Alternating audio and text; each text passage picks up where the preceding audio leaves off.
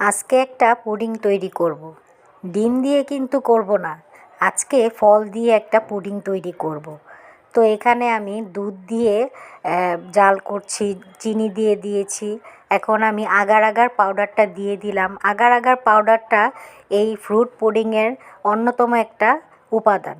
তো এই agar agar powder ছাড়া কিন্তু হবে না। আগার আগার পাউডারটা এই ফ্রুট পুডিংটা তৈরি করতে মানে প্রধান উপকরণ। আগার আগার পাউডারটা, এটা ছাড়া কোনোভাবেই সম্ভব হবে না। তো এখানে আমি দুধটা জাল করে আগার আগার পাউডার দিয়ে আমি এখন এখানে ঠান্ডা করব। ঢেলে নিলাম একটা পাত্রে, যেই পাত্রটায় আমি পুডিংটা বানাবো। তো এখানে আমি আপেল, আনার আর হলো মালটা কেটে নিয়েছিলাম আগে থেকে।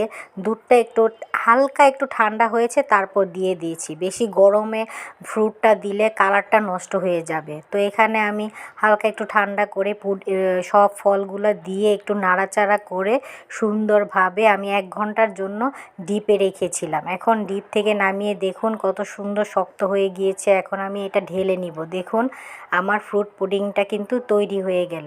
কেমন হয়েছে জানাবেন কমেন্টে অবশ্যই।